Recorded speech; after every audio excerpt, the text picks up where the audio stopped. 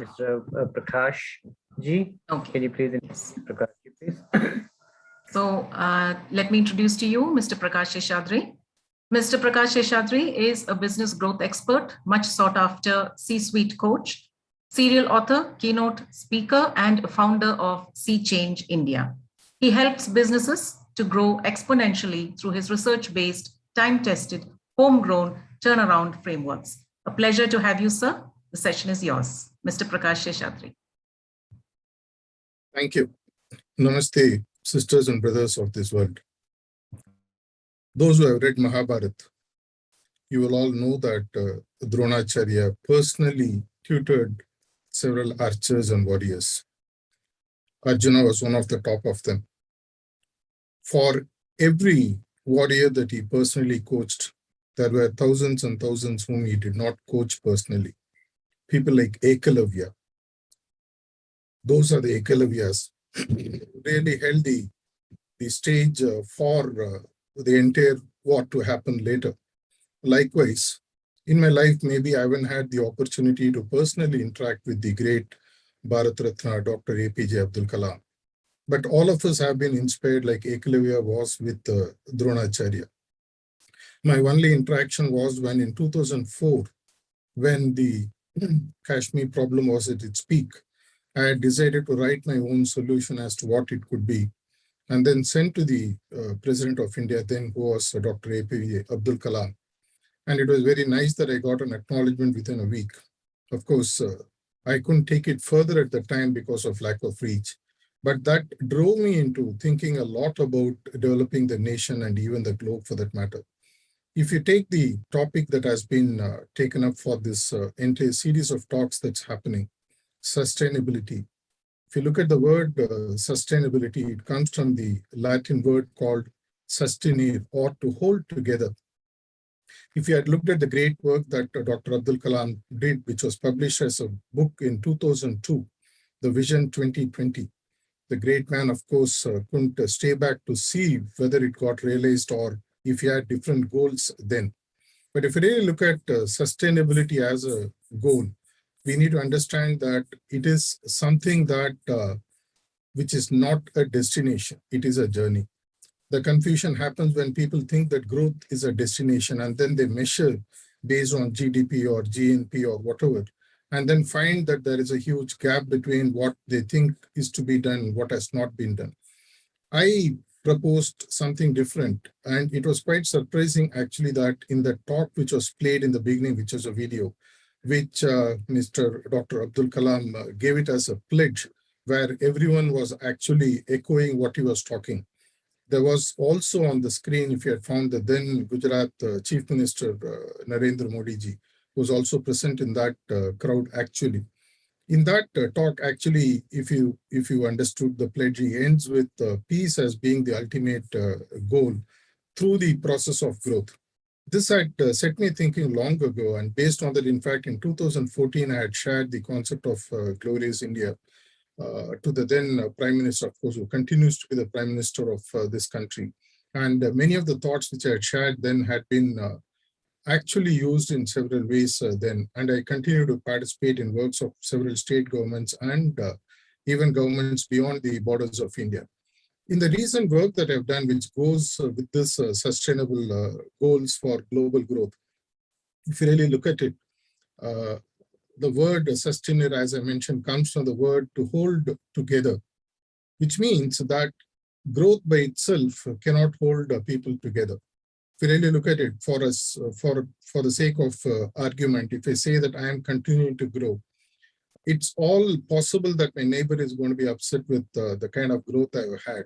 It's going to make him upset or jealous. And this is something that we see in the global situation even today. The developed countries continue to grow, and the developing countries continue to feel the pinch of the developed countries in terms of the global warming and several things.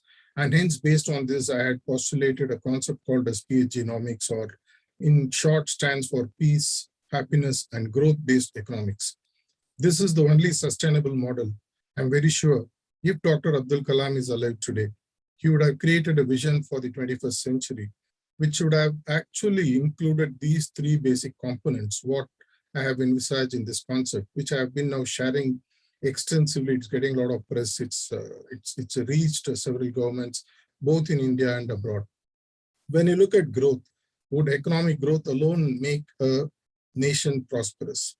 If you look at even one of our neighbors who happen to have the only index in the world which is based on happiness index, Bhutan for that matter, people finally, in my interactions with millions and billions of them as part of my journey in this world, the fundamental requirement seems to be that at the end of the day, I want to sleep peacefully. I want to be happy as a family unit. I want to be happy as a state. I want to be happy as a country. Can growth give that? A growth that cannot give peace and happiness, is it sustainable? If you have growth and if you do not have peace and happiness, would that growth sustain? You would, in all probability, invite countries which are jealous of your growth to take a hit at you. Look at what India is going through from its neighbors, or look at many of the problems that's happening globally today, predominantly because of that last line that Dr. Abdul Kalam envisaged in that pledge that he said, let there be peace finally. If you look at the 21st of September date, which the United Nations promulgated as the International Day of Peace, finally, at the end of the day, people want to be peaceful. People want to be happy, and growth will automatically happen. In many of the organizations and even some of the NGOs and governments I work with, at the end of the day, people all know that happy people, people who are peaceful, are the people who bring growth into the organization, into the state, into the government, and finally into the world itself. If we are going to sit 30 years, 40 years from now and have our grandchildren on our laps, and if they are not peaceful and happy, if they don't inherit a world from us which is not safe for them to live, which is warmer, which is much more dangerous for them, unpredictable weather, would they really be happy with the work that we have done today? If Dr. Abdul Kalam were to live today, I'm very sure that he would have espoused the cause of peace, happiness, and growth going together. When you look at peace, there are several parameters and there are several organizations, including United Nations, which is working towards that. And happiness, finally, is interwoven along with the concept of peace. When, as an organization, when as a country, we are able to build peace and happiness together, growth becomes a byproduct. If you look at many of the behavioral concepts, they all say that the most empowered man who brings the best out of himself in terms of creativity, like the earlier speaker, Mr. Parth Sadi mentioned, or my good friend Mohammed mentioned, when people are happy, the best of creativity and innovation flows. When people are peaceful, they are at peace and their mind is at peace, and then the best of the things out of them comes up. An organization or a country or even the globe, for it to grow and sustain the growth, these are the three things I placed before this August forum. Find a way in which we find people to be peaceful under all circumstances. Find a way in which people will be happy with what they have, and they also are able to grow into the additional levels of happiness that they would see. Growth automatically, whether it is economic or on any other front, becomes an automatic choice. This is something that I would like to share in the short note. Due to the paucity of time, I am not diving deeper into the details.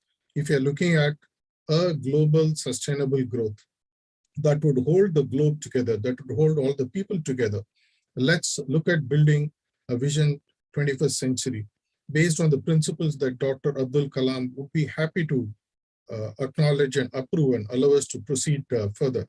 Let there be peace, let there be happiness, growth will automatically happen. Thank you, and thank you for this opportunity, and wonderful heartfelt congratulations for the organizers to pull this mammoth work that they have done, getting almost 90 speakers on the occasion of the 90th birth anniversary of one of the greatest sons the Indian soil has produced. It indeed is a great privilege to me to be part of this special session. I once again thank you all. Namaste. Thank you, sir, for your very interesting thoughts.